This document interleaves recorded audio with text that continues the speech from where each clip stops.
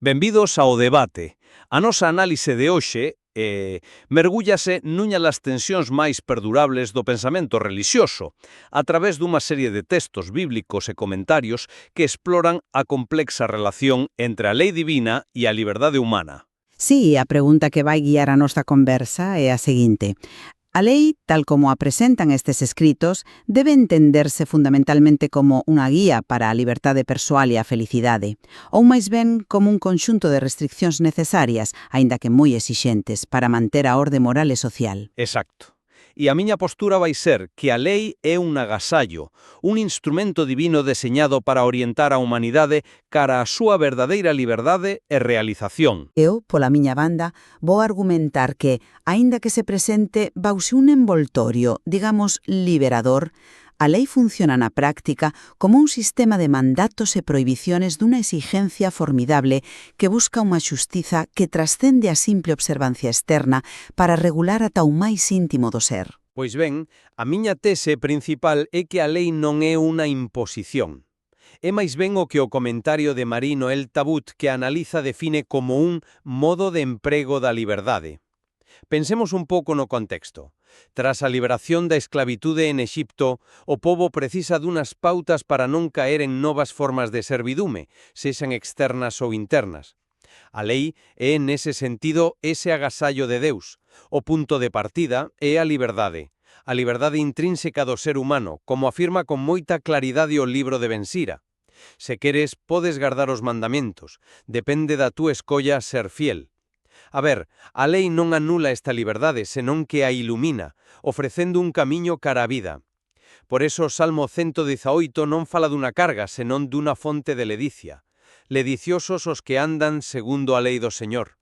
O salmista expresa un amor real pola lei, porque a percibe como un consello sabio dun pai para vivir unha vida plena. Esta liña de pensamento, creo eu, culmina con Xesús, que non ven abolir nada, senón levar a plenitude, ou sexa, revelar o corazón da lei.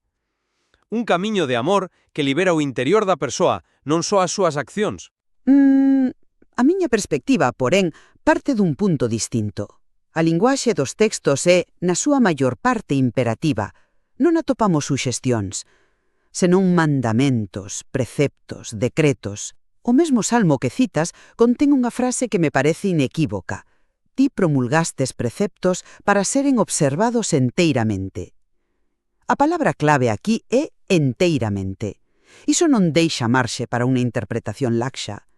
E a suposta liberdade que presenta Ben Sira está condicionada por unha elección dramática entre a vida e a morte. Cando a alternativa ao cumprimento é a destrucción, non estamos a falar dunha guía amable, senón dunha coacción implícita. Con todo, para mí no punto de inflexión é a ensinanza de Xesús. Lonxe de suavizar a lei, el intensifica ata un extremo casi impensable. Xa non é suficiente con non matar, prohibise a ira contra o irmão. Non basta con non cometer adulterio, condémase a simple cobiza no corazón. A ver, isto non é unha relaxación das normas, é un endurecemento radical que leva a vixilancia ao interior do pensamento. A exixencia de que a xustiza dos discípulos supere a dos escribas e fariseos, establece un listón casi inalcanzable, e as imaxes hiperbólicas de arrancar o ollo ou cortar a man non evocan un camiño pracenteiro, sino unha loita interna moi severa e dolorosa. Entendo a énfase na exixencia, pero vexamos máis de preto a natureza desa liberdade en Ben Sira. O texto afirma algo que me parece crucial. Deus non lle mandou a ninguén ser impío. O comentario que manexamos interpreta isto como unha afirmación de que o mal é alleo á nosa natureza creada. A liberdade non é só a capacidade de escoller, senón a nosa condición orixinal. A lei, entón, sería a ferramenta que Deus nos proporciona para exercer esa liberdade de acordo coa nosa propia natureza, para escoller a vida e realizarnos plenamente. É unha liberdade para o ben, non unha liberdade abstracta e sen dirección. Ese é un argumento sólido, pero déxame introducir un matiz. Se a liberdade para o ben é a nosa condición orixinal, por que a lei precisa dunhas ameazas tan severas como a morte ou o lume? Non che parece un pouco contradictorio cunha liberdade innata? A liberdade que se describe está permanentemente enmarcada por esa elección binaria e drástica, auga e lume, vida e morte. É unha liberdade baixo ameaza. Se a elección incorrecta conduce á aniquilación, pois non estamos a falar dunha exploración aberta de posibilidades, senón da capacidade de acertar coa única resposta correcta para sobrevivir.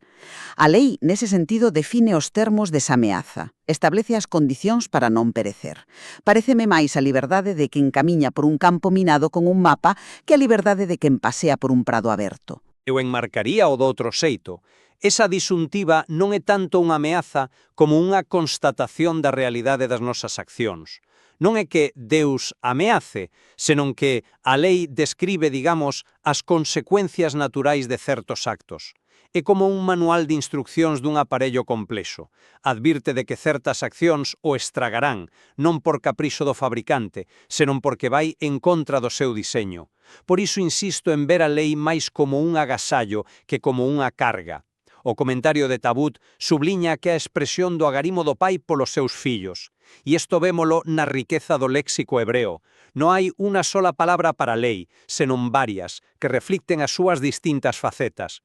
A máis coñecida, Tora, provén dunha raíz que significa ensinar, pero hai outras, mishpat, que se refere a xustiza e a un xuizo, ou edá, que significa testimuño. Esta diversidade léxica demostra que a lei non era vista como un bloque monolítico de ordes, senón como un agasallo multifacético, un ensino, unha promesa, un acto de xustiza. De nomes non altera a natureza prescritiva do contido. Pódeselle chamar agasallo ou ensino, claro, pero cando ese ensino inclúe mandatos cuyo incumplimiento leva consecuencias graves, funciona como unha norma.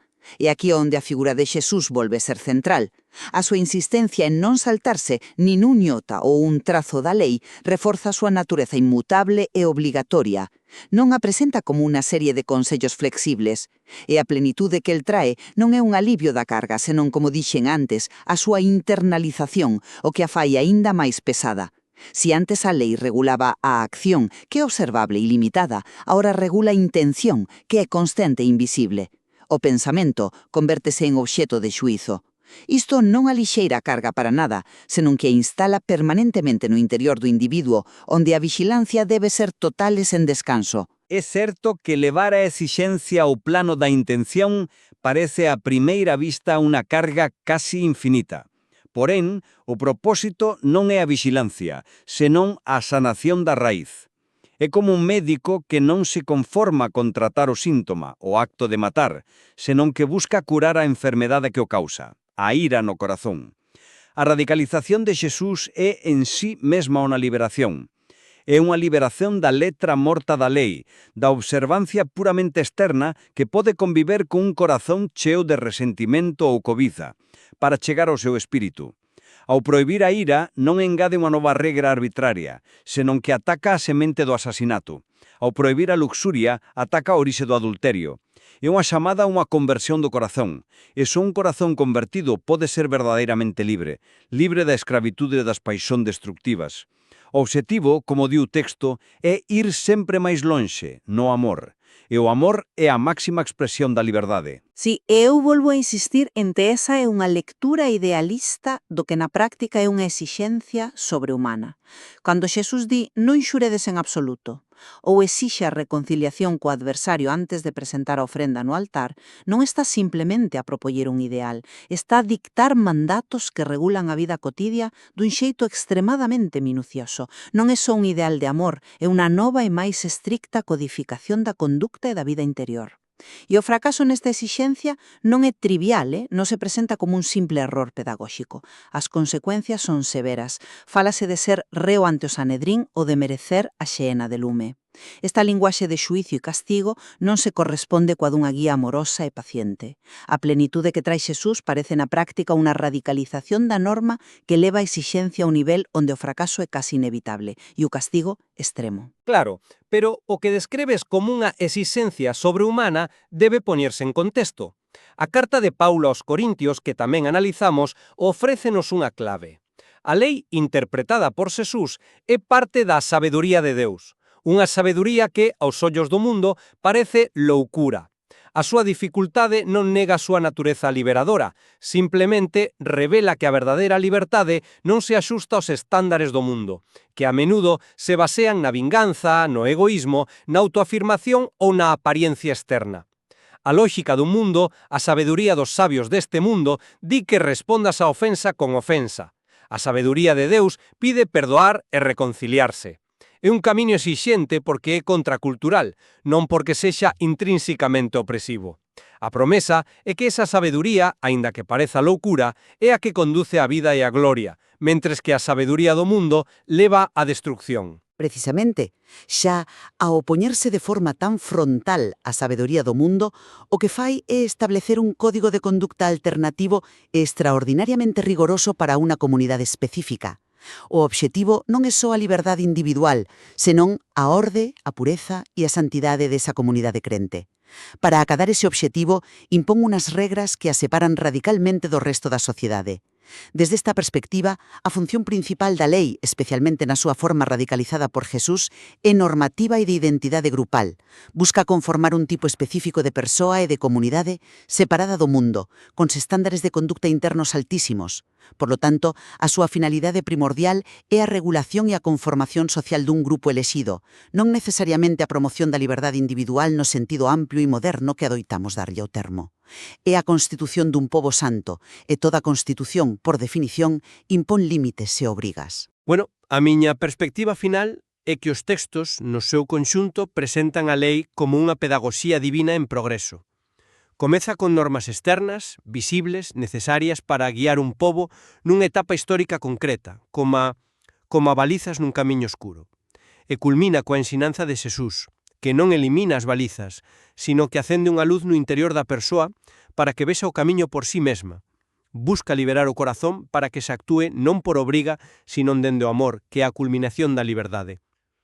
A lei, polo tanto, non é o fin en sí mesma, sino o camiño que nos educa e nos conduce a esa liberdade interior que nos capacita para amar de verdade. Pola miña banda, pecharía a miña intervención subliñando a tensión irresoluble que percibo. A lei, especialmente na súa forma cumprida por Xesús, establece un ideal de sustida tan elevado que funciona como un sistema de restriccións e mandatos de máxima exixencia. O seu propósito parece ser a conformación dunha conducta perfecta onde o pensamento mesmo é obxeto de regulación. Isto achégase moito máis a un marco normativo estricto, deseñado para crear unha comunidade santa e perfectamente ordenada, que a unha simple guía para a felicidade e a liberdade persoal. A exixencia tan absoluta que parece deseñada para evidenciar a incapacidade humana de cumplirla por sí mesma. Sen dúbida, ambos os fíos, o da guía amorosa e o da exixencia rigorosa, están entretecidos nos textos que analizamos.